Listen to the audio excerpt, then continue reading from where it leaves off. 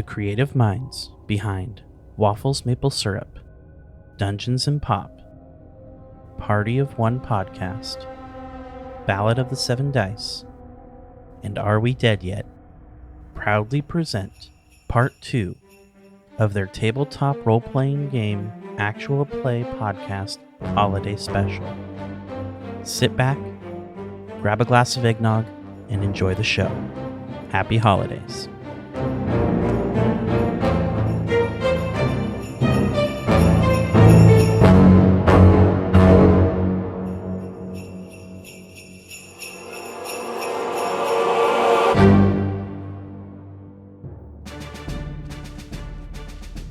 So Chase, with that one study check that you failed, you do not notice the 3 Nutcracker statues that have kind of slowly creeped towards the rest of your friends. We'll say that for distance purposes, they are considered near. And let's start some combat. So combat, you basically roll your speed dice, and that'll determine turn order. So I have an ability. You and your allies roll their speed with advantage. Well, thank you. Hey. Way too good. Heck yeah. Yeah, a 4 and a 3. Yeah, that's a 4 for me as well. With advantage? I got an 8. Don't judge me. I got a 7. I rolled a 3 and an 8, so I mean... James was just overwrought with the sword damage. He was very distracted. Sammy.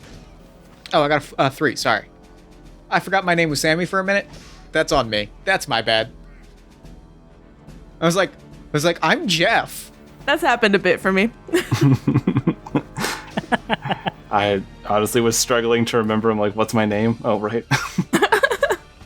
And the Nutcrackers all have a speed of 2, so they're going to go dead last. That's if they get a turn. And the 2 that tied, James and Chase, you guys just determine which turn order you want. When is... You go. You sure? Yeah, I'm a shooter. I'm good. Okay. I don't know how much this sword damage does, but it probably does a lot. That would be a 1d6 weapon dice. Oh, no. Is it... Nice. There's weapon dice and there's damage. Maybe damage. Because your weapon dice would be rolling to, like, hit, right? 4 and up hit. Oh, yes. I'm sorry. Yeah. That makes sense. No, it's all good. Okay, so first in the order is Bertram. So I rolled my pool. Do you want to know what that is? Like what I got, or are you all good? No. So, just to clarify for our listeners, oh, right, yeah. Bertram is a tactician, so he gets a pool of tactics dice that he can use to replace either good rolls by the enemies. He can replace those good rolls with bad rolls, or he can replace his allies' bad rolls with good rolls. So, yeah. Other than that, I don't need to know your dice. We'll let it be a surprise.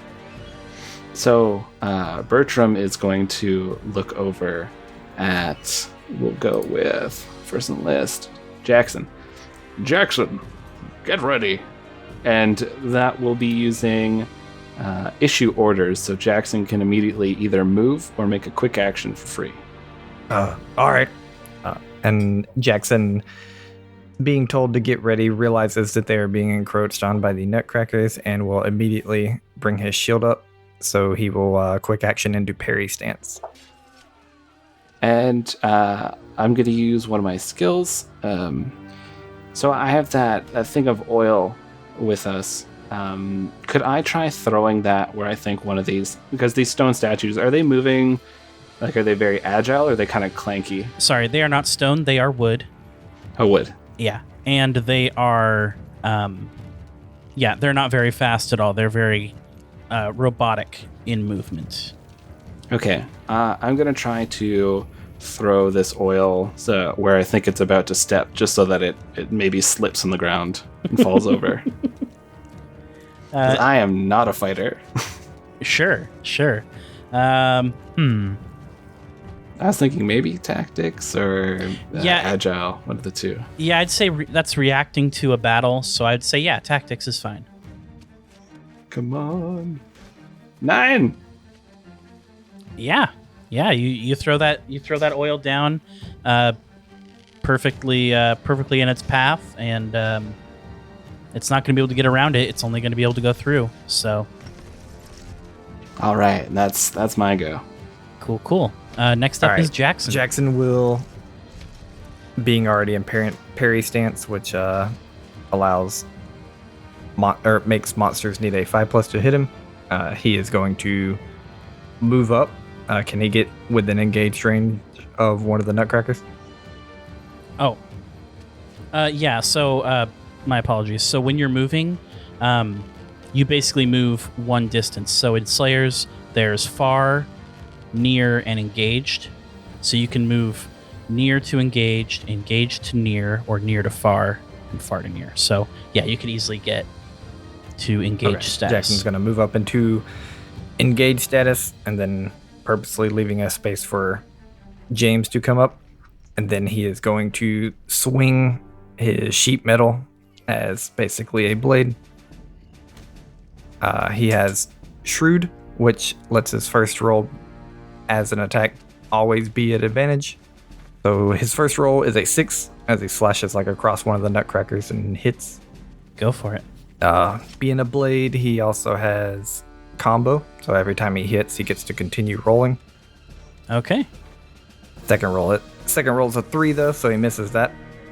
Ooh. Heck yeah. Yeah, so with that, he hits once for 2 damage. 2 damage. Ooh. Dang. Strong lad. Okay.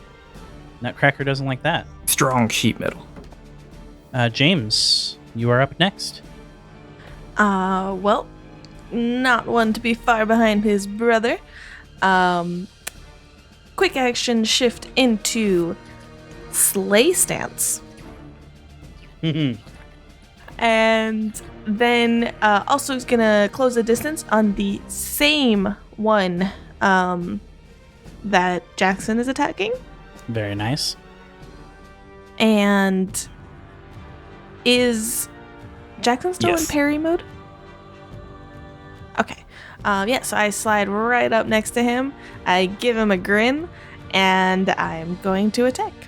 Unless you have an ability that lets you use a quick action for free, those are your 2 actions for the turn. The move and the... Movement is considered an action? Yeah. Gotcha. Sorry. Then... No, that's okay. Then I'll just not go into my slay stance. I will... Oh, okay. Yeah, I'll just run up and attack. Okay. Womp. That was a 2. Can I use my my tactics pool Oh, actually, to replace that? Yes. well, hold on. I forgot. I roll also my first attack with advantage. So let me just try that again real quick. Oh, yes. Oh, yeah, that's a 6. Yes. Good thing to remember. Okay. Right, and so that's 2 damage. But I also... Trying to see. You have the combo, so you keep the... You can keep it going with another hit. I keep it going. All right, let's try it again. Oh, another 6. I like this dice. Yeah, I mean, this thing's gonna fall apart. How does James do this thing? Well, honestly, it's almost like they're working in tandem as they want to do as identical twins. But literally Jackson, as he slides up to this thing and attacks, James is right by his side, and he's sort of like anywhere that Jackson isn't, James is, and almost together they hack it down. Nice. Yeah. It's just a pile of sticks at this point. Firewood. Excellent. Yeah.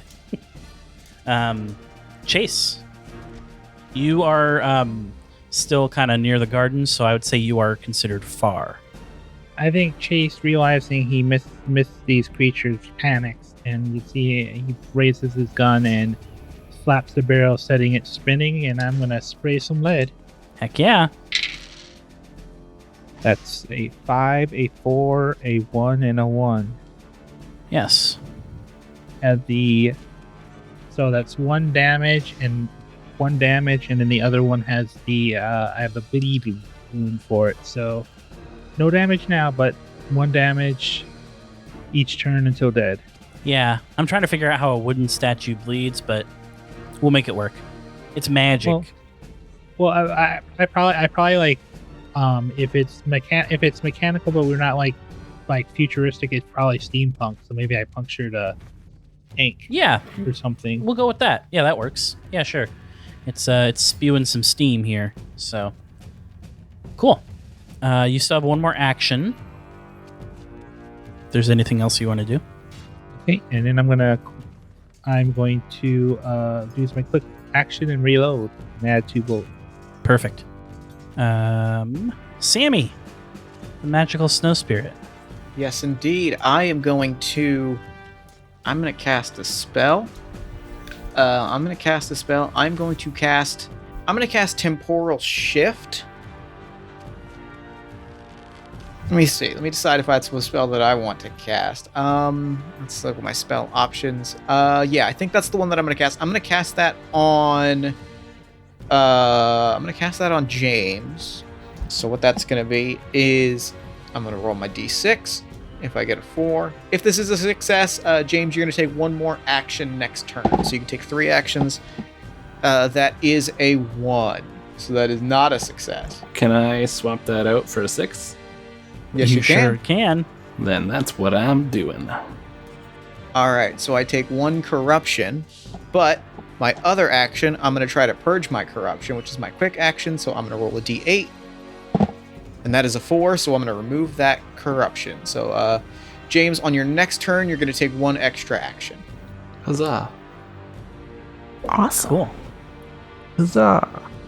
Huzzah. And I think what happens is I just start, I start whispering, and the world around you starts to slow down a little bit, and you just, everything kind of, for lack of a better way to put it, freezes, right? Like, I'm telling this story of all the amazing things that you can do, and you just kind of hear it being whispered in your ear of all the wonderful and powerful things that you're capable of, and the world around you is just it's molasses, right? Like it's everything has this kind of crystal, that sort of sparkle of like the first snow of the season. Everything is just sort of sparkling and slowing down around you. I rub my eyes and to myself wonder what Chase put in that last drink. Nice. These nutcrackers are going to go next. One of them is going to move past that oil. And I'm going to say it has to make an agile roll to avoid slipping. And it rolled a 2. So these little stubby wooden legs of it slip on the oil and it falls down on its back. And it's looking kind of pathetic. The third one that's still standing is going to move in towards you, Bertram, since you're kind of still near the body. And it is going to hit you with its attack called Parum-Pum-Pum-Pum. It's basically going to take these 2 big mallets that it would use to like strike a xylophone or something, and it's going to just bring them down on your head. And it rolled a 1 and an 8. I'll replace that 8 with a 2 by going, pocket glitter, and I throw some glitter up at it. And for some reason, it affects the machine. Because it's Christmas. Because it's Christmas. Yeah, glitter gets everywhere. Yeah. It gets into the joints, it got like in the way of the swing. Okay, yeah, it comes down and this glitter gets into like its joints and it kind of just stops halfway down, and you can kind of hear it like kind of grinding inside, like trying to like come down on you. Oh, that sound is too real. Yeah, so it doesn't get any purchase. So you are up next, Bertram. Alrighty. let's see. I'll look to our last Slayer, our Blade. I look over to James and say, James, get ready. Which will give James a quick action. And then I am going to, let's see, how many do we have left? We have 2 right now, right? 1 on the ground and 1 about to hit me. Precisely. Oh boy. I'm going to use Agile, which you think this wouldn't be something an old man would do. But I'm just going to go, well, this... A spry old man. Yeah, very much so. He tries to keep in shape. While this thing is coming down with another hit of that mallet, I want to just kind of roll to the side and try to like kick the side of its knee just to throw it off balance. Sure. Okay, yeah. Go ahead and roll Agile. My worst stat is a 5. Nice. Hey. Yeah. You kind of you knock its knee a little bit. It doesn't give much as you kind of kick into it. You know, it almost kind of jars you a little bit with the impact. But you see it kind of buckle a little bit. And we'll say that it. Go ahead. I was gonna say we'll say that it gets 1 less action next turn. I feel like that hurt me more than it hurt it. And that's my go. Cool. Jackson, you are up next. You got a pile full of wood in front of you, and you got 2 other nutcrackers that are within near range to you. All right. Jackson wants to grab one of the pieces of wood and use one of his actions to throw it as hard as he can at the knee of the one that is at up against Bertram. Sure. Get it. Yeah, we'll say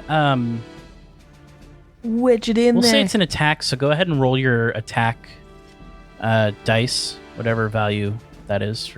Okay. If it's an attack, first roll's at advantage. So I got a 5 on that one. Yeah. You hit this thing, you deal some damage to it, and it falls down onto its wooden knees. All right.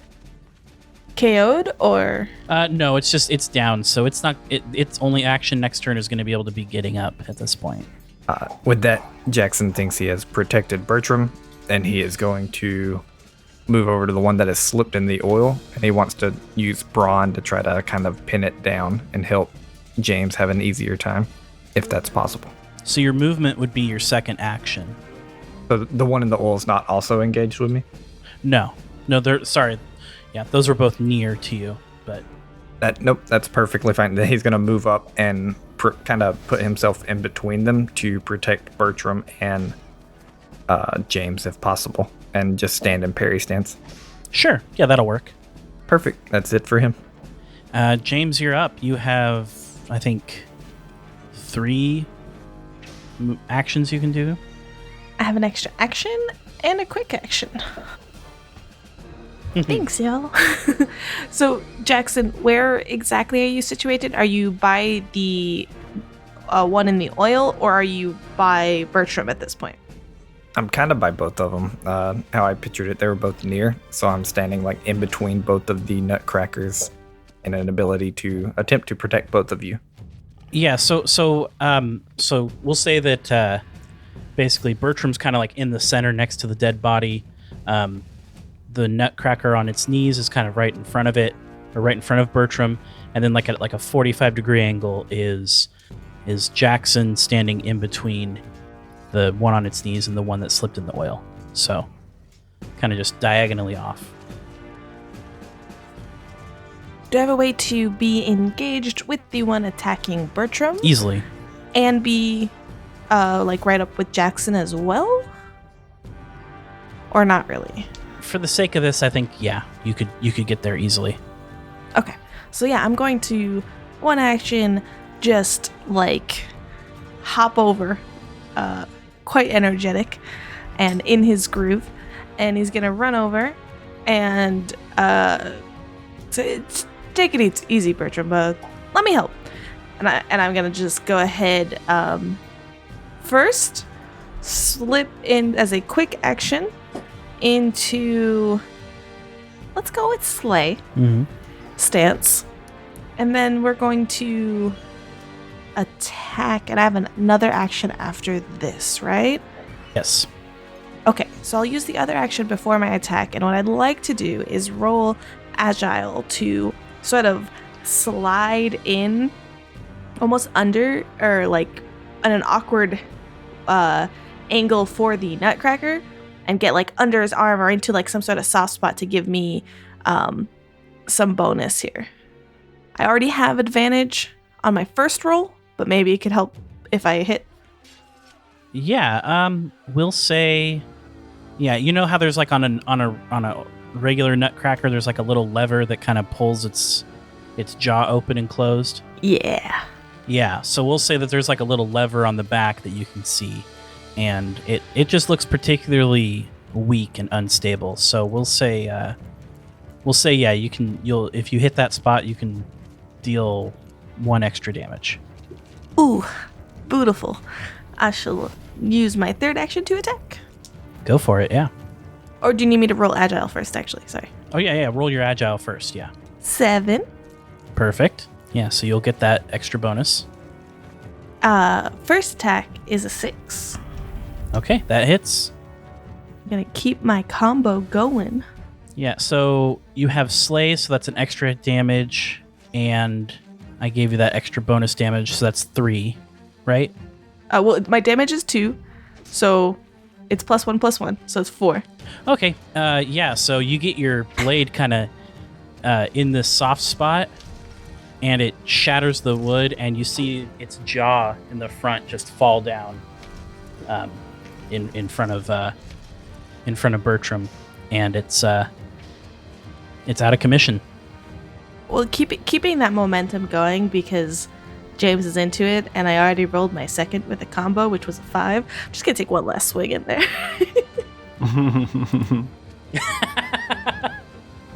Just a little caught up in the moment, sure. And as it kind of like falls down, I just give a lovely grin over to Bertram and say, "See, you can rest." Chase, you are up. Okay, then I'm gonna move up, and then I'm gonna spray lead then. Well, dang, all of them hit. Nice. Dang, yeah. So that's gonna be one's a bleed, so that and then one, and then I also took desperate, so that's 7 damage. Yeah, I And it's mean, leaking steam. this thing stops struggling in the oil and just goes still. And combat is over. You hear down the street some more movement of statues. Well, I think we need to get going. This creature, do we think it went into the sewer? I mean, whatever you guys want. I can just go over there. We can keep going. Do the tracks, because you said there were some tracks, and I imagine they're probably partially messed up from us running around and doing a bunch of stuff. Is there any we can see that are very apparent to where the creature went after dealing with this slayer? Yeah, the clawed footprints kind of go off towards like the east, kind of just like almost looking like they go straight towards a building. Well, it looks like that's where the tracks lead. I guess that's where we're headed at first, before we go anywhere, and I'm going to walk up to Bertram, and I'm going to cast a spell, and I'm going to boost it. Wait, how much damage did you take, Bertram? I don't think I took any. Oh, I thought... Yeah, no, he replaced the good roll with a bad roll, so he saved his... Well, then never mind. I guess that's where we're headed. Sure, you want to follow the Krampus tracks? It's what we're hunting. Yeah, so you follow the Krampus tracks for a while. It looks like it goes towards a building, and kind of looking at this building, you can kind of see that it clawed its way up onto the top. Yeah,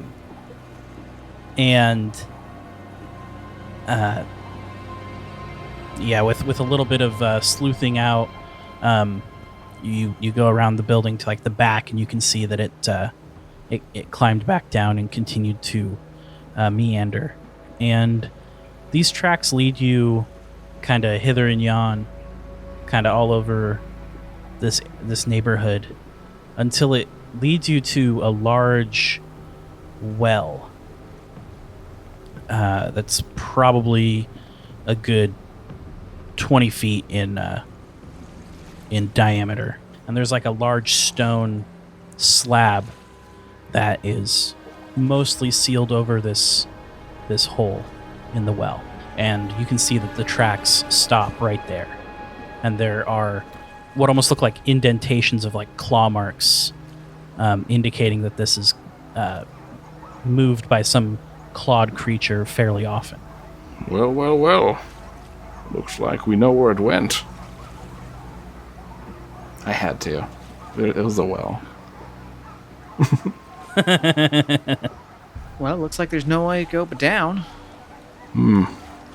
Well, you blades, can you get this thing moved over?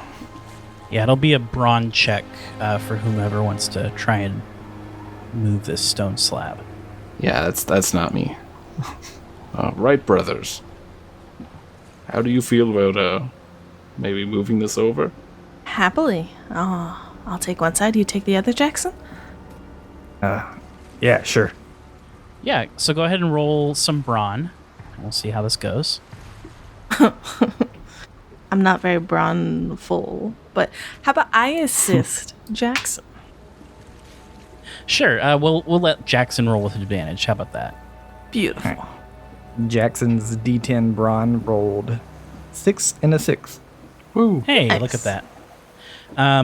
You guys take a minute, but the slab slides over and kind of topples to the ground. And coming up from this well is the smell of sewage and death. Jackson like pushes it over to the side. He's like, "Ugh," and then he kind of backs up, like covering his nose. He's, "Oh, it's horrible down there." Well, at least we know where the lair is. And it's really dark down there, and there's no like visible like handholds that you can see. You do see that there's like claw marks into like the wood and stone making up this this well as it travels down. Well, we do have the rope. And a grappling gun. Yes. And a grappling gun. Who wants to be the first one to go down the well? I will. Alrighty. Sure. You gonna tie off some rope somewhere, or how are we doing this? I think so. I think we're all smart enough to tie off some rope and attempt to kind of rappel down the well. Sure. Yeah.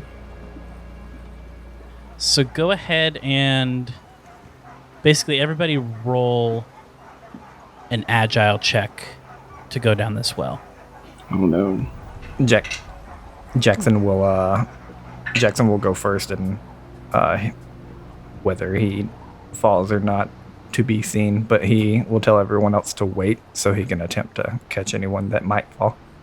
That's good, because you're going to need to catch me, as I got a 3. Sure. Jackson rolled a 6. Cool. I probably followed immediately after my brother with an 8. Okay. You two are down safe. I rolled a 1, which is very exciting. I got a 6. Okay. So 3 out of 5 of you made it down. Bertram and Sammy the Snow Spirit, the two of you fall down.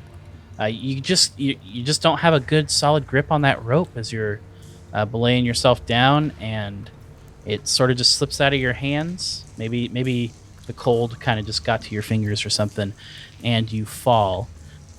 Either Jackson, Chase, or James, I need 2 of you to make agile checks or brawn checks to catch these 2. You can pick whichever skill is better. Oh, That's a I can 9. do that. What? That's a 2. Okay. So Sammy, since you rolled the 1, I'm gonna have Chase just totally whiff it, and he misses you as you fall down this well. And you land kind of unceremoniously on top of Chase. So he kind of breaks your fall, and you are only going to take 2 damage Okay. to your HP, and Chase, you'll take 1 damage. That didn't go well. It could have gone better. This little picture here is where you fall into. You kind of fall just right next to that chain and torn up carpet inside this layer. This layer is illuminated by some sort of machine contraption that is glowing with a greenish light, and it has like these 3 like chambers almost attached to like this glass container as it's shimmering in here. But it illuminates this room with kind of a soft greenish glow. Inside this chamber are various chains and whips and sticks, kind of like the implements of like what the Krampus would use to punish its victims. Off to one corner is a pile of bones and cloth and scraps that almost look like it's made up like a nest. There's some crumbled stone and some torn up carpets inside of this room, and streaming through this chamber is the flow of sewage, and you see an entrance into the tunnels of the sewers to the south of this room. Oh, thanks for the catch. I'll hop out of your arms, and then I'll kind of brush myself off and head towards this machine. Do we think this is the Krampus making device? Why would Krampus have this? It's too advanced. You want to investigate the machine? Yeah, is that like a study? Yeah. Can I just keep an eye out for any like signs of movement or even like see if anybody's hiding? And would you let me flavorfully use the deceive skill to unearth any kind of like hiding and things like that? Yes. Yeah. Okay. I'll let you use. No, it's fine. So you're trying to like sleuth out any hiding spots where like the Krampus or its minions might be? Yeah, I don't want to be set upon unexpectedly. Okay. Yeah, sure. So we'll have Bertram roll his study check on the machine and go ahead and roll your deceive check. I got a 7. I got a 5. Okay. So Bertram, you walk up to this machine, and it's definitely the most advanced piece of machinery you've probably seen in the city in a while. There, inside this glass chamber is what looks like almost like a miniature Krampus. It has a bunch of like tubes and like wires connected to it, and it's inside this like greenish goo in this pod, and it's asleep, or its eyes aren't open. It might not even be alive. It's hard to tell. But there's one part of this machine is basically like a pump that is like pumping up and down and kind of making a strange noise. There's a machine in the back that's kind of humming and giving like the sound of like an engine of some sort. And then the third pod is basically a container that is like filled with this greenish goo, like with extra goo. It looks like our assumptions were correct. They're growing Krampuses. Look at this. Come, everyone. I believe it's Krampi. Krampi, sorry. They're growing Krampi. Look at this device. It's far too new. It's incredibly advanced, which means they're probably refining this. That's why we're getting some of these Krampi showing up as only 6 feet tall or lacking horns, but the more advanced the technology, the more powerful the monster. And that is me just bullshitting my way through. If that's what Bertram would think, that's what Bertram would think. James, with that deceive roll, you actually do see a couple round wooden, what look like almost top hats kind of sticking out of the sewage here. And those clearly look like some nutcrackers lying in wait.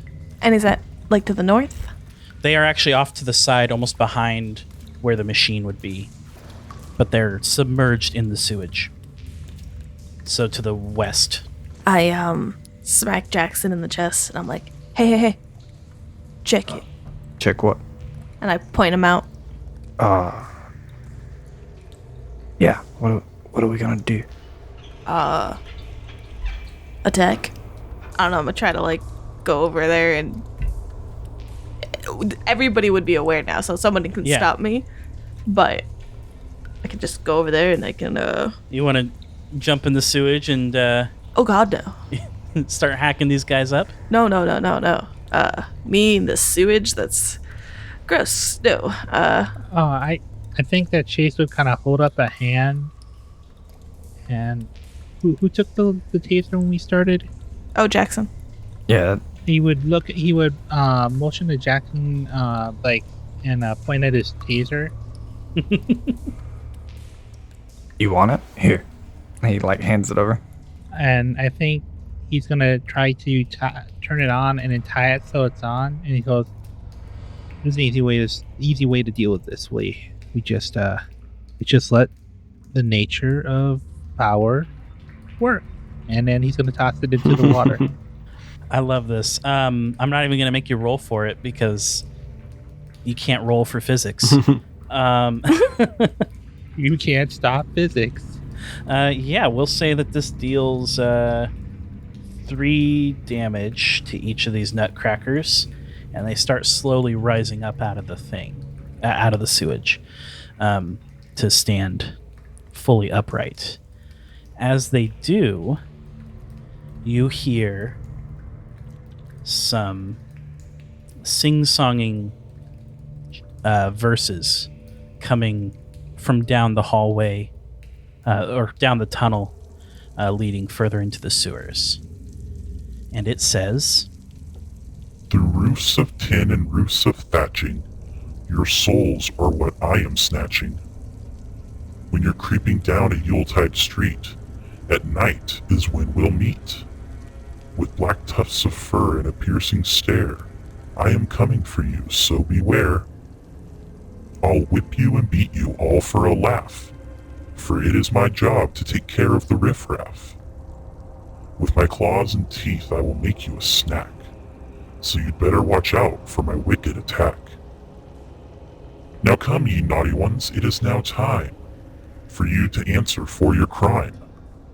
Invading my home, hunting me down, all for the safety of one small town? I am the Krampus, flee before me, for I will be the last thing that you will ever see." and on that last word of see, you see the Krampus come into view. He crawls through this tunnel, hunched and bent, but as he comes in, he stands up on 2 legs, and yeah, he's a 15-foot tall, horned beast with large razor-sharp claws and needle teeth and bright yellow eyes. And let's roll for the finale, or for the final battle. That's a 3. It's a 5. All right, nice. That's an 8. James got a 5. Jackson also got a 5. Okay, all 3 of you decide how you want to do your turn. If we want to let me go first, then I can probably give somebody an extra move. Sure. Jackson just wants to go before James. So it can be him, Jackson, James. Sounds good. Perfect. Chase, you were over by the edge of the near the sewage where you dumped out, or where you dropped the taser, and I believe you are up first. So, All right. So I think Chase is going to take out one of the alcohol bottles he got. And I kind of want to thinking my 2 actions would be one thing.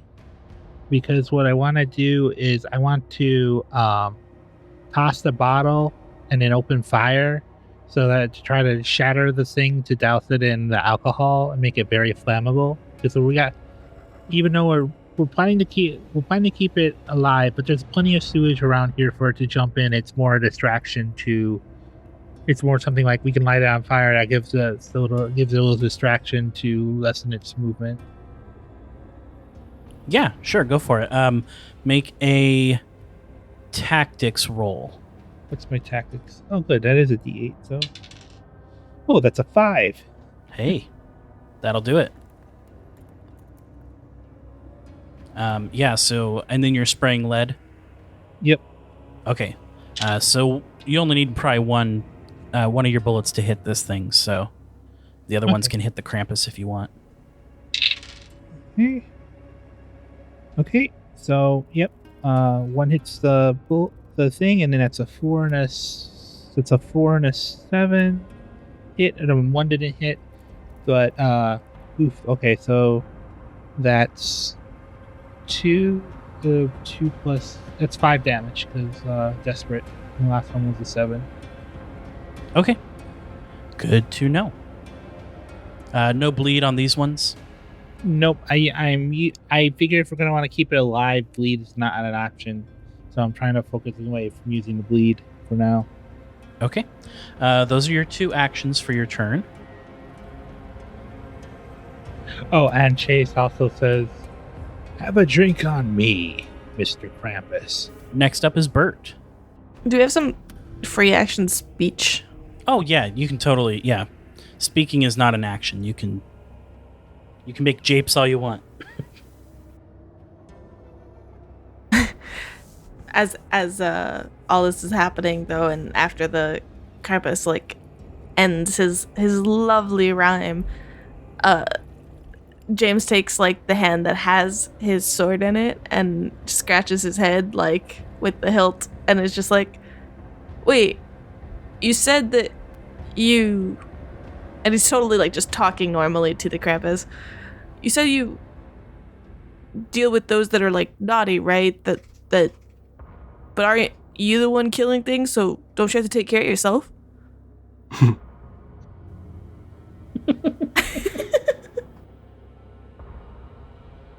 No pressure. You know I what? got this. That's so good. I'm gonna let you roll a deceive. Well, so close, but it's a 3. Can I replace that with a 5? Ooh. The Krampus looks at you and kind of tilts its head and is just like, I'd never thought of it that way.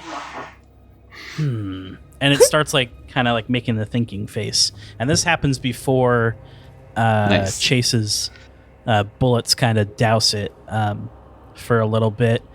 So we're going to say it was distracted during that attack, and I'm going to take off an extra 2 HP as those bullets just kind of hit a little bit harder as he's kind of doubting himself. So I'll pull out my pistol, this old pistol that I pull out, and I point it towards the tank that I'm right near, and I'll shout at the Krampus. Hear me now, beast of the night. Listen well or prepare for a fright. Your kin sits here, defenseless and near, and I'll end its life, right now, right here.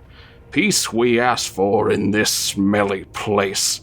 What is your answer, the one from your face? And I'll roll negotiate. That's epic. Oh my gosh, yes. Do I get advantage because I rhymed? You know what? Yes. You speaking his Yes. language. Roll that with advantage. Thank God, because it would have been a 1. So instead I got a 7. The Krampus kind of brushes some of the alcohol out of its eyes and starts kind of staring at you and growling and says, You can kill my kin if you wish. There's more where they came from. As long as the eyes are watching, I will always return. so with your success, I'm going to give you a little piece of the puzzle. It's those damn people with the naughty and nice list. Someone's got to keep the economy going. That's true. Gotta make monsters. Then you got the slayers who get work. And you take care of population. So what you're saying, though, is then you're just doing your job. I am necessary to keep Yuletide in line. Well, then you're fired. And I shout over to Jackson. Jackson, get ready to take this thing down. Yeah, it's done. And that's my go. Yeah, remember how we talked about keeping this thing alive? We could scrap that plan. We can just murder this piece of crap. Just kill it real dead. I'm ready. And then he drops down into parry stance. Okay, cool. Jackson, you are up. All right. Having already dropped into parry stance, Jackson is going to move into engaged range with the Krampus. And then he is going to say his own very bad rhyme that I didn't write down. So let's see how it goes. He's going to say, "In the night we come, blades we wield. Come on, James. Jump off my shield." And he's going to move up and he's going to bring his shield into like a ramp position. And just, that's his turn. He's going to prepare for James to jump off his shield. Yes, I love it. I love it. Heck yeah. Cool. James.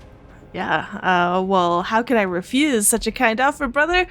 I am going to use Agile to boost myself off the shield and attack. I love it. Let's see if I miss the shield entirely. All right, that's a 7 on the Agile. How do you want to do what that does, though? Let's see. Your first attack would already have advantage. Correct. Let's say the next, if you hit 2 more times, each of those, like, your next roll will have advantage, and if you have another roll after that, that will also have advantage. So, potentially up to 3 rolls with advantage. Perfect. Thank you. A 5. Yeah. On the first one. So that is 2 points of damage. Okay. And I rolled 2 2s in the second one. Oh, no. Could I replace one of those with a 6? You sure can. All right. Get that going. Man. I'm almost out of good numbers. I rolled really bad. That's another 2 damage. Yeah, and then... Nope. James is a little confused. James is a little confused because he's like, yeah, I'm supposed to attack with my brother, but like, this dude's doing his job and like doesn't quite. It's a little too much thinking for him right now. James is all up in his own thoughts. Yes. So, the Krampus, upon getting hit with those 2 attacks, is going to take a reaction before its turn. And it's going to use its attack, Whip the Wicked. That's not me. It is, because you're engaged. And that's a 7. No, it's you, Krampus. It's you. It's you. Yeah, 7. Oh, It rolled a 7. can I make that a 2? Sure. Oh, Sure. You can do that. MVP right here. Cool. Yeah, so you see, like, it has, like, this chain kind of hanging down its neck.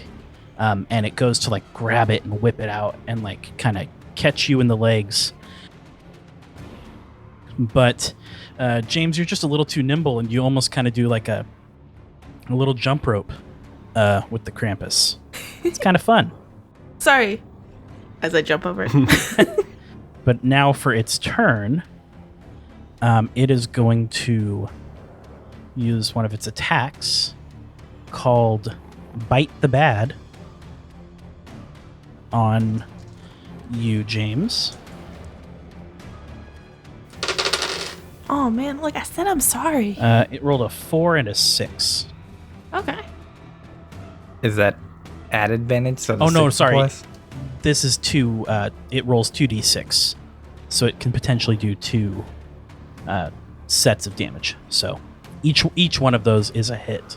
Gotcha. Well, if James is still in engaged range with me, since I'm in engaged range with the Krampus, I have Defender, and my parry applies to everyone in my engaged range, so he needs a 5 to hit. Oh, okay. So just the 6 hits then. Heck yeah. And Bertram, do you have any other low numbers? I do. I feel bad. I keep like blocking these things, but Please don't feel bad for keeping me alive. That's what you do. That's the tactician's role, is you play those numbers to your strengths. That's what makes us a great team. Bert's like, I don't want to replace this. It'll be fine. And then the GM's just like, yeah. So the bite hits. It does 48 damage. and then I will toss out. Okay. Yeah, well, I mean, I want to. I just I know the GM world. All right, I get it, but I'll replace one with a 2. Okay, cool. Yeah, it just can't get its claws into you. But the next thing it's gonna do is for its second action, it's going to use Brawn to try and shoulder check Jackson here and kind of knock it to the ground. Bring it. As it's going to use its third action, because it gets 3 actions, to move towards Bertram.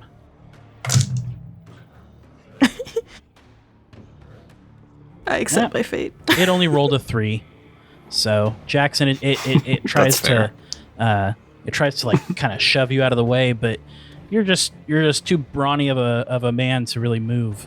So it kind of just he bounces off my shield and keeps going. Yeah, and Bertram, you see the Krampus is now closing in on you, but it is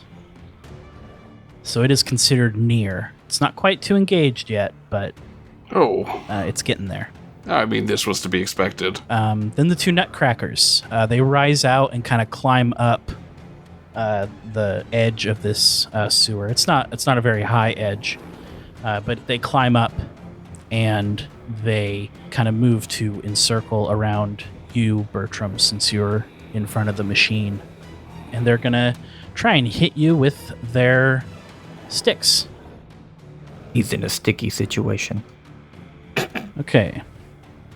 One of them rolled 2 3s, so those don't hit. All right. And one rolled a 6 and a 7, so those 2 drumsticks are going to hit. All right. Can I guess it replaces any single die rolled. Does that mean I can use 2 numbers right now for the 6 and 7? Or just 1? I'm okay either way. I think it would only be 1 per passive action. Okay, I'll just do 1. So Okay. I'll replace it with a 3. Okay. So only one of those hit, and you take 2 damage. As you get kind of just knocked upside the side of your face with one of these drumsticks. Oh, I'm getting too old for this. Back to the top is Chase. Did I not go? Oh, we're missing Sammy. Oh, no, you're right. I'm sorry, Sammy. You were supposed... Yeah, sorry. It's all good. I apologize. All good. Go for it. I am going to cast Temporal Shift. I'm going to boost that. So I'm going to roll 2d6. If one of these gets a 4 or better, then I will... Let me see. Make sure that I'm doing this, that I don't have a boost for this. Oh, I do. I'm going to add a d8 to this. I'm going to roll a d6 and a d8 because I'm boosting this to try and try and take away the Krampus's ability to move. Dang. That is a 2 and a 6. That is a success. The Krampus reduces their actions by 2 on their next turn. Oh, no. Nice. And for my other action, I am going to take my quick action to attempt to purge my corruption. So I'm going to roll my d8. That is a 5, so I am down to 1 corruption. My high roll result was a 6, which is not higher than my corruption of 1, which means that I am fine. Yay. Huzzah. I start telling a little bit of a story to myself about, like, they say that the problem with the Krampus is that that their sense of anger is 2 sizes too large. And I think on this day, the Krampus's anger shrank 2 sizes. And at that moment, the Krampus stops, and if anybody held up an X-ray to them, they'd see a little angry face that shrank, and they just sort of stand perfectly frozen and still with that sort of winter snow around them. Sure. Perfect. Cool. I love it. Chase, you are up. Yep, and I got a rhyme. Chase's nimble feet were moving a pitter as he runs over with eggs most bitter. A plan percolating in his head none had. He threw in its face a taste that's most bad. You're going to try and shove these rotten eggs into its mouth? I'm throwing them at him. I figured because I'd be going them near, but I'm literally throwing the jar of shitty eggs at its mouth to try as a distraction. Or no, I guess a distraction or to mess with it, just to get... I think, too, I'm trying to make myself a target, too, since I'm the farthest away from it, I think. Sure. That works. Yeah, go ahead and roll, just roll a hunt. Or not a hunt, sorry, a tactics. Tactics, okay. Yeah. Oh, that's a 2.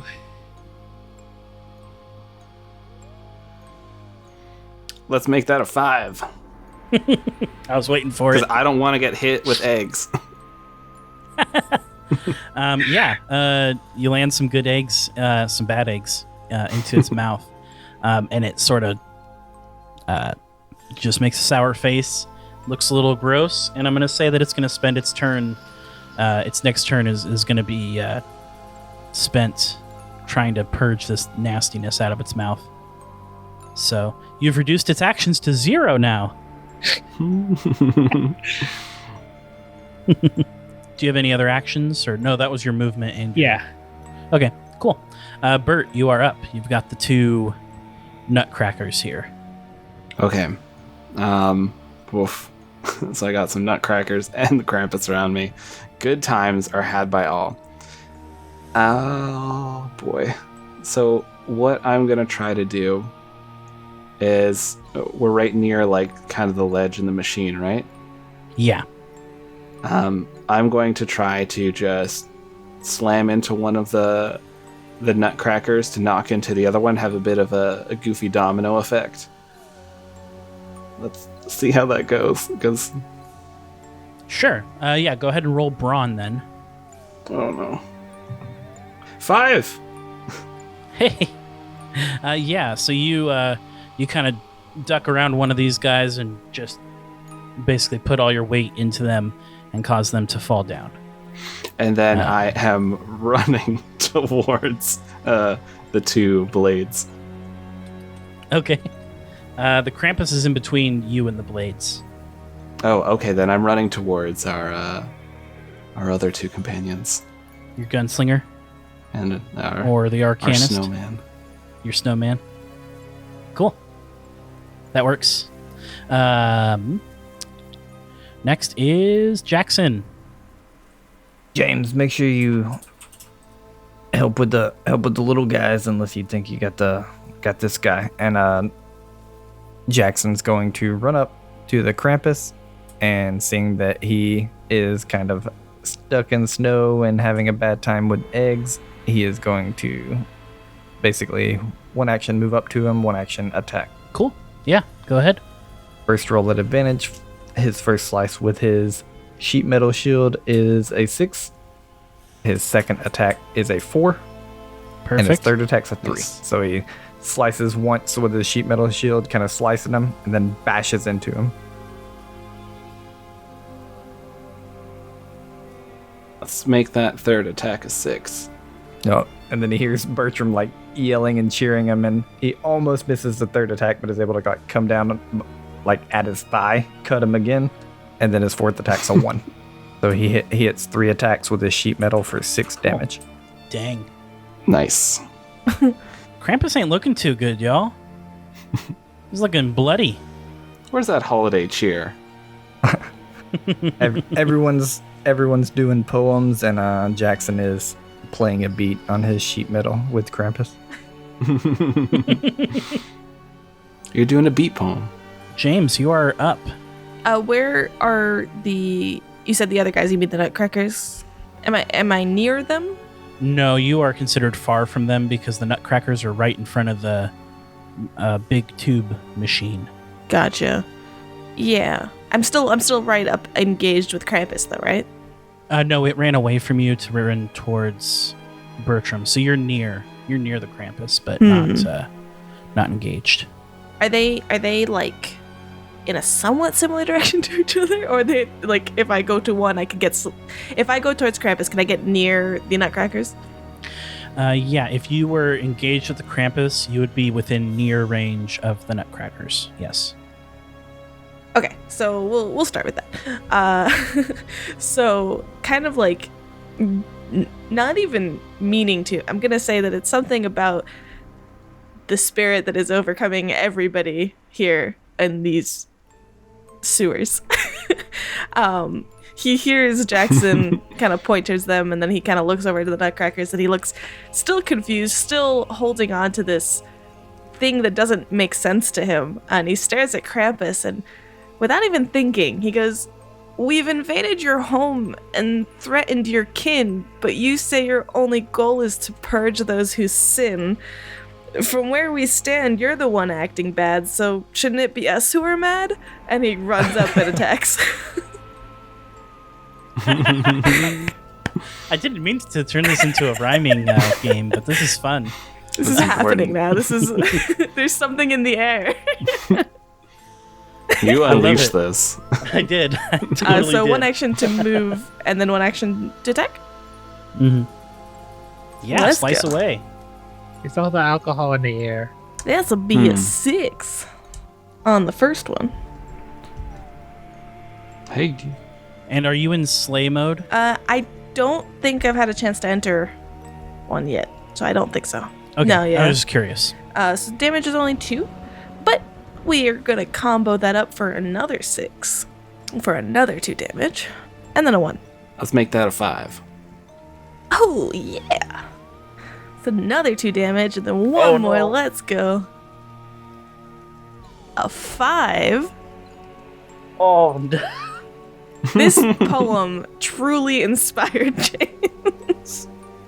Oh man, rest in peace, Krampus. Guys, this is another 5. I'm not kidding. Oh my god. Waffles, you can come over here and look. Just frustrated you, this whole thing. It doesn't make sense. And that's a 2. Okay, finally. You just the illogical nature of the Krampus's existence just annoys James to no end, and you just go into a frenzy of stabs and slashes and parries until finally the Krampus crumples at your feet, and there's a little twitch, and then it goes limp, and from down the tunnel you hear a slow clap. And coming into view are 3 robed figures wearing the robes of the eyes of the saints. And this central figure that is clapping, you recognize as High Inquisitor Balthazar, the leader of the eyes. And he says, well, you've defeated the Krampus for this year. Thank you. Looks like we're going to have quite a lovely festival.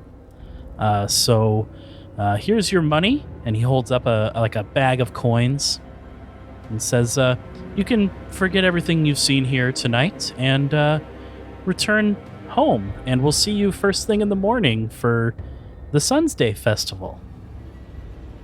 And he's just like giving you a shit-eating grin. Not quite catching on, Jackson begins to walk up to accept the money and goes, "Yeah, I bet he was on the naughty list, like in that book." Oh no, he just helps keep most of the people off the naughty list. He's a necessary tool for us, and well, once Sun's Day rolls around, we don't need him for a few weeks. So, you know. But, like, how does it know who's on your list? We tell it. Okay. They see all. They keep the list of who's been good and who's been bad. And then they send off this beast. So are we on the good list? Because he was attacking us. So, like, you saying we're on the bad list? Wait, I'm not bad. That's what I'm saying. You're not bad, Jackson. No, the Slayers are an exception to the rule. The Slayers have to fight with the Krampus simply to eliminate it for a few weeks, as the next one grows. And it attacks because any creature will fight back if you go into its lair and try to hunt it down, right?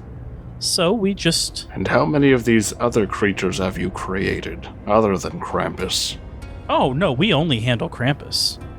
And the Nutcrackers. And you see that the Nutcrackers have kind of gone limp during this conversation.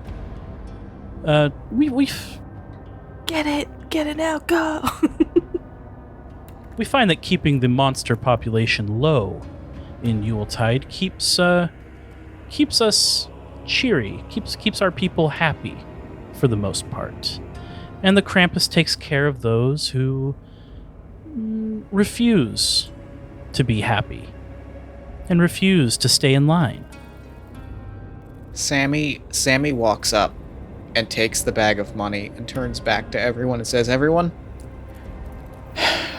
I think that we should take our leave and take our silver and gold and have a very wonderful Sun's Day. And Josh, may I throw something out? Sure. I have Jackson's gift. I was waiting for you to do this, yes.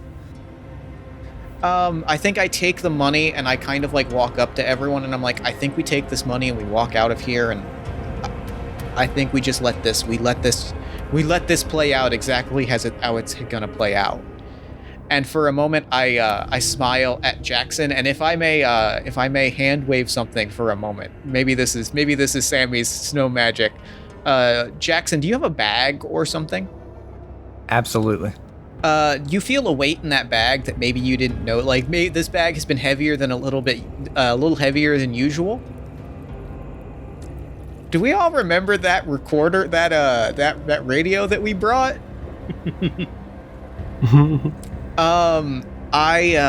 You notice that radio is in your bag. You don't remember quite putting it there, but it's in there. And you notice that, like, you notice sound waves, like, ironically, like, you notice sound waves much like the ones that we are sharing here, right? Like, that we as podcasters are recording. You notice those sound waves kind of along one of these little, like, radio lines. You notice this thing is buzzing and glowing and popping in this very particular way. And I just kind of, like, put a hand on your shoulder and I'm like, I think we walk out of here with our silver and our gold, and we celebrate the festival how we've always wanted to celebrate this festival. Quick question, GM. With this Sun's type cult, almost, is Sun's religion, do I think bringing information to light would kind of stop them? Roll a hunt check. Or streets, if you're better at streets. 4 on the hunt. Cool. You know that the reason Yuletide stays so happy and stays relatively peaceful throughout the year is mostly because the people fear the eyes of the saints. The eyes of the saints have a little saying that says they know when you're sleeping and they know when you're awake. And they know if you've been bad or good. So be good for goodness sake. Okay. With that, Jackson would kind of nod to Sammy and be like, yeah, I guess we should go back to some drinks calling our names. And of course, you will keep what you've seen down here to yourselves. We can't ruin the fun for next year. We won't tell anyone you're growing Krampuses. We won't say a word. You return to your headquarters for the night? Yes, indeed. Okay. We'll fast forward a little bit so we can wrap up. You return to your headquarters and have a restful night. You put together your plan for how you're going to reveal the treachery of the eyes. And dawn approaches. The ceremony of reading the naughty and nice lists is underway in the town square. In Yuletide Square. Yuletide Square has a large tree decorated with ribbons and baubles and lights, and it's beautiful and gorgeous, and it just adds to the festive air of this whole district. And you see High Inquisitor Balthazar and his 2 lackeys reading names off the nice list currently. And you guys decide to make your move. What is that move? I know what I want to do, but I'm going to leave it up to the group if we play this recording. I mean, if that's something disrupt that's this. like kind of hushed talking, I'd love to offer up my stealth and agility to assist in this. I say I use some of our newly acquired funds to maybe get some very loud speakers to help. So they're actually broadcasting using a sound system with some very loud speakers broadcasting. Yeah, all we have to do is connect so- it, you know? If this is a conversation kind of going on prior to all this, Jackson interrupts and Jackson interrupts a little and he's like, I mean, I don't like him, and I really, really hate fighting Krampus every other year, especially when people die and stuff. But I don't know, they kind of keep the peace. Without them, I'm a little, unless we establish something, I'm a little afraid that Yuletide just kind of goes to shit, you know? Yuletide will be protected, one way or another. I give you that. I give you my word. I will not let this district fall. If it needs a protector, it has one. If it needs a jolly old snowman looking over it at night, it has one. Jackson, I give you my word. I will not let this fall. And it should be the people's choice as well, not to be forced into this. Yeah, I mean, I just think they should know the truth, and if they decide that it keeps the peace, then that's cool. But I just don't like all the secrecy about it, because it puts all our lives in danger, and Jackson, like, it puts your life in danger, and then I have to protect you all over again, you know? I mean, you didn't really look in danger, but yeah, I get you. I mean, if I got your word, then sure. And he kind of like hands over the radio. I think actually there's something I think while they're discussing it. Chase is, I think he's taking apart and checking his gun, and he's just listening to everyone talk, and he goes, "It'll have to." Before I joined up with this, I took a second oath that on my honor I would never betray my integrity, my character, or the public trust. I will always have the courage to hold myself and others accountable for our actions, and I'd always maintain the highest ethical standards and uphold the values of my community and the agency I serve. And right now, I'm not a part of that agency, but we hunt monsters for a reason. We do it to make sure that public trust is held up, and these people do not have public trust. So there'll be, I'm not failing that oath. So you're basically So we're in agreement? Yeah. Basically, Chase is basically invoking, because like I put in his back history, he used to be a cop, and he's saying that he's not going. He'll stay and do whatever needs to be done along Sammy, because the oath that he took as a cop, these people are criminals. They need to be taken care of because they are violating the public trust.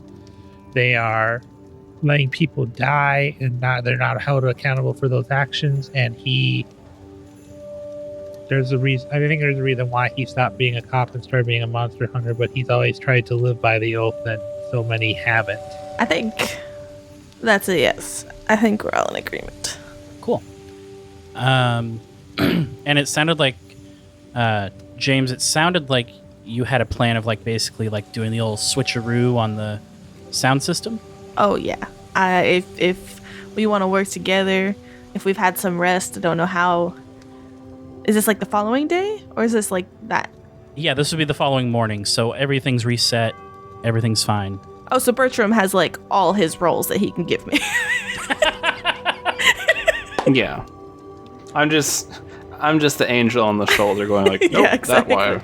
Nope, you want to do? I'm like, all put right, that so we there. set this up, right? We work Yeah. together on this. Jackson takes up a nice mantle to the side as a nice big like distraction. Bertram's helping me out as I sneak in to do the switcheroo. Like we all got this. This is an epic moment. Okay. Bertram, roll 6 of your tactics dice. All right, baby. Perfect. Okay. I need 1 brawn roll to kind of keep people from interfering. I got that. I need 1 deceive roll to be able to sneak up to the sound system. All right. I need 1 study roll to know how to rewire this thing into the radio. That ain't me. Got it. All right, perfect. And I need 1 negotiation roll for someone to speak to the crowd after the recording is played. I could also take that. Yeah, I have a D8 for negotiation. I'm not bad. I do as well. Do we want to perhaps If you like want to go for it. all of us stand up at that point and address them together type of a deal for like supporting each other? I think that sounds good. Yeah. I think that sounds good. Okay, then the negotiate roll can be rolled with advantage. Which we'll hand off to somebody. All right. I am going to roll the deceive. I rolled the study and got a 5. Got Okay. a 7. So I'll roll negotiation. Jackson's brawn roll was a 1. Bertram. I got an 8 for negotiation. Bertram. Jackson got a Okay, 1. are you gonna... Oh, yeah. Replace it with one of them sweet 5s. Perfect. I think that's Jackson everything. rolled I a think that's all we 5. needed. Oh. What a surprise. So, James, you sneak up to this sound system and you start kind of pulling wires apart. And a few priests of the eyes notice you and start running towards you. And Jackson, you are just too brawny for these weak little scribes. And you're just kind of like shoving him out of the way. You've got one held like you're holding his head as he's like trying to like move towards you. And he's doing that thing where he's swinging at you, but he's missing because you got a hold of him. Sammy, you rolled the study. Yep. Yeah. Sammy, you hop in and help James get this thing wired up. And the message plays that reveals the duplicity of the saints. And the crowd falls silent and is just staring at this platform that they're up on as High Priest Balthazar is kind of at a loss for words at hearing his own voice start confessing. And he looks over at you guys, kind of sees the commotion going on, and he says, "You said you weren't going to say anything." Haven't said a word yet. We didn't say anything. You said a lot of things. Chase doesn't say a word. But he does have this real shit-eating grin because he has not said a word. You hear the crowd start to grumble and be like, we don't need naughty and nice lists to be good, and kind of that sentiment going on in the crowd. Should we roll or negotiate? Yeah, I got an 8 for the negotiate. Flawless. So I'll step up to the little podium and just kind of shoulder check the man in front of it. And just to move him over. Good people of Yuletide. Not all monsters come with tooth and claw.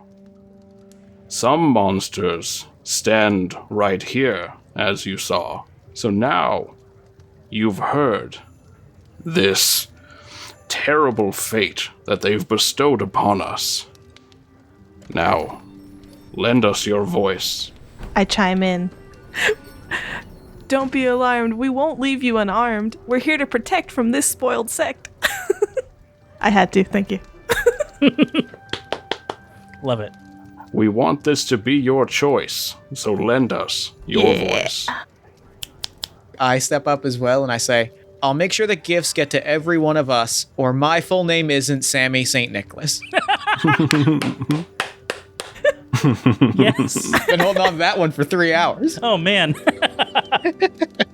Yeah, with this this rousing speech of rhymes and riddles, the crowd bursts into a mob of torches and pitchforks and start kind of crowding up towards the stage when the High Inquisitor, or the High Priest, Balthazar, and his lackeys kind of realize that they've lost the crowd, turn tail, and start booking it.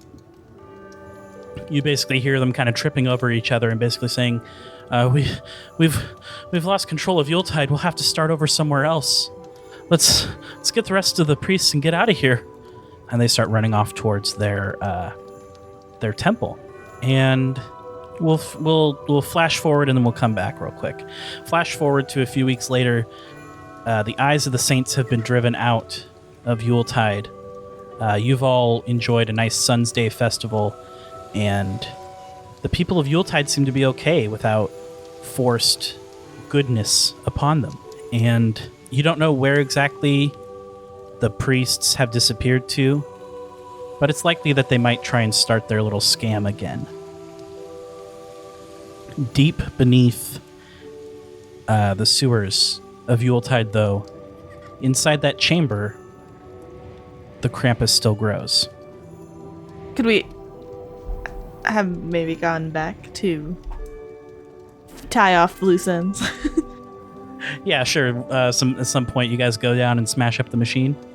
Yeah, and I think in case there's others as well, maybe infiltrate the temple or wherever they hold up to see if there's any like notes or anything about all the other locations. Basically, fully clean the slate. Yeah, we end it.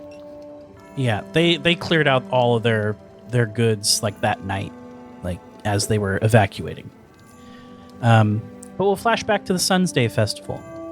As they're retreating from the festival and tripping over each other, the clouds above part, and the sun shines down upon your dark, dark, snowy district. And the people forget their anger for a moment, and they all cheer and clap, and they're hugging and they're embracing each other.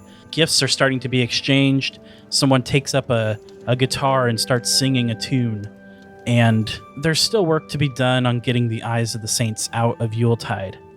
But this year, those on the naughty list are not expelled from the festival. Instead, the entire district of Yuletide is included in the celebration. And with that, we have our final poem. With the Krampus defeated and Sun's Day saved, our slayers emerge to a new future they've paved. Another hunt over, now back to the cheers. Let's pass around some presents, and maybe some beers. As the district gathers round the Yuletide tree, a district from corruption and evil is free. Discarded now are the naughty and nice lists, and the eyes of the saint have disappeared into the mists. The slayers have gathered in the square together, warmed by their adventure despite the cold weather. A victory gained, a district preserved, a feast that is most definitely deserved. So now we all leave you. Our tale is done. The sun is now shining. We hope you've had fun. Happy holidays to you from our humble podcast. We hope you are loved, and we hope that love lasts.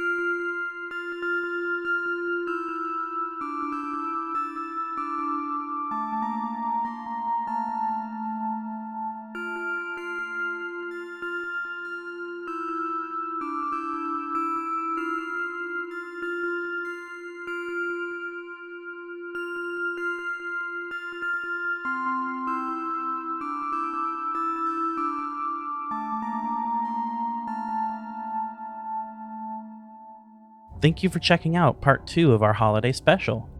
To learn more about the Slayers Tabletop RPG, go to gilarpgs.itch.io. Spelled Gila, Gila. Check out our guests' content by visiting their websites or checking out their shows. Dungeons and Pop, Are We Dead Yet?, Waffles Maple Syrup, Party of One, and Ballad of the 7 Dice.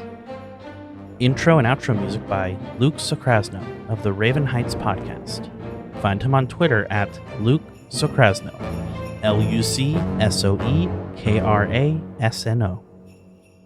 The episode's background music in order of appearance was Skirmish, Icebound Town, Sewers, Defiled Temple, Terror in the Night, All Hallows Eve, Defiled Temple, and Yuletide, all by tabletopaudio.com.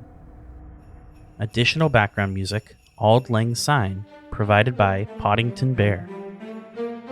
All background music used under an Attribution, Non-Commercial, 4.0 International License from Creative Commons.